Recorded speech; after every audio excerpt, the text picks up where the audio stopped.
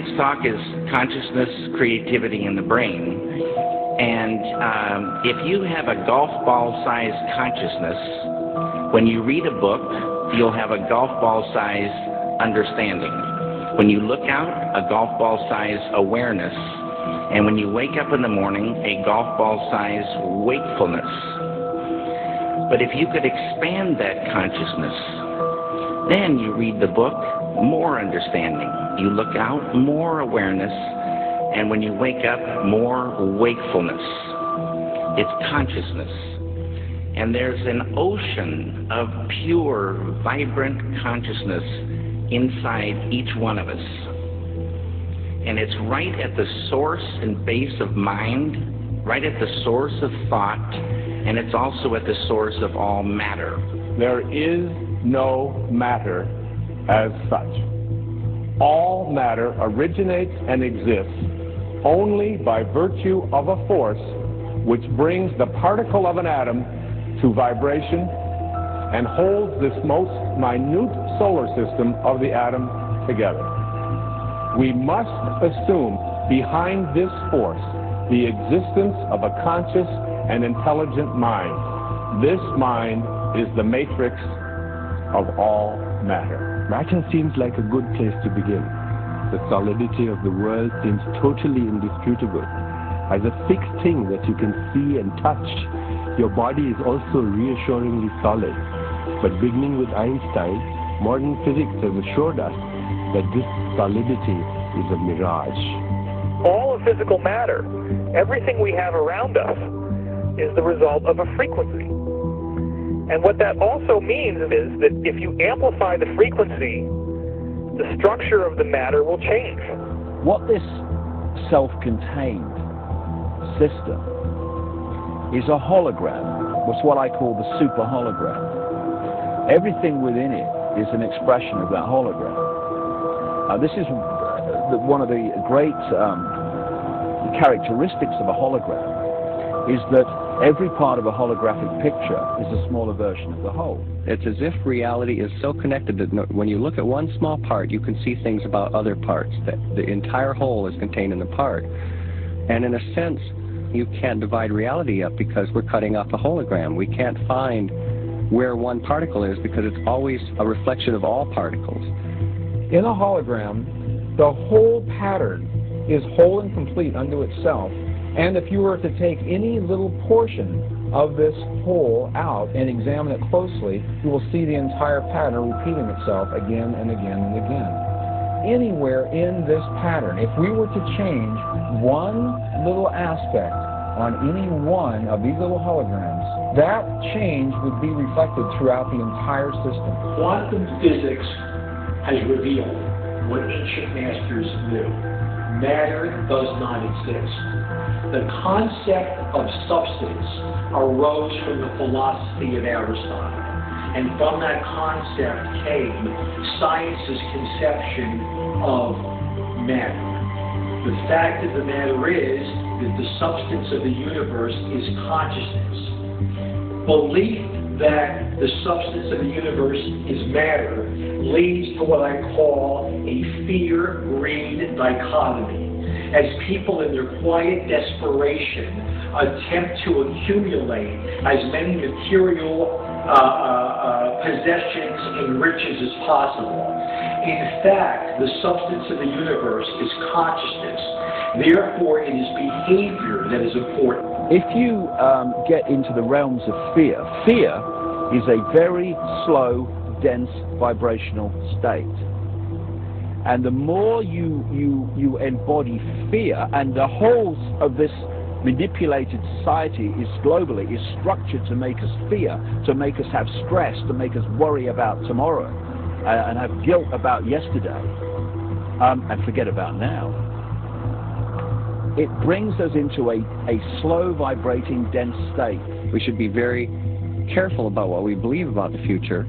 The more you attach to a belief system, the more, if reality is holographic, you're helping create it by believing it. And you know, the great clairvoyant Edgar Cayce said that our every thought, that reality is built out of thought, and our every thought starts to build reality, and we're like, every thought is like a spider, we're like spiders spinning web, and that web starts to build and build. Information is the key, because this matrix, this illusory reality that we think is real, people say to me, what is the matrix? Answer, it's information. Information creates fractals. As information flow increases, the number of fractals, mathematically speaking, increase.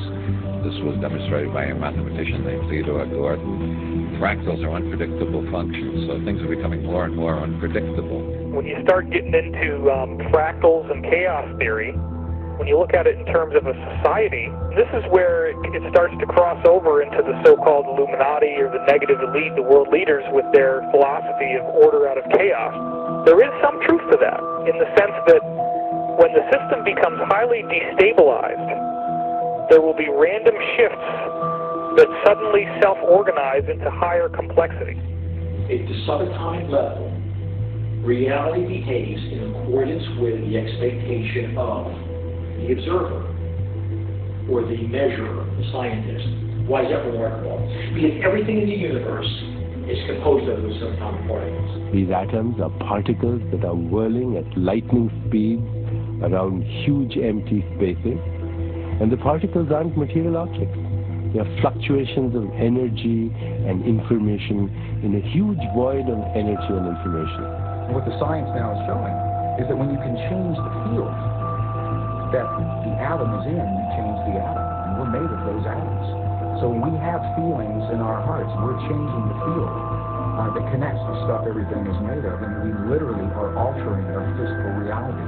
Once you establish the reality we live in, and the nature of what the physical body is, it's a biological computer, and the nature of what we are, which is consciousness,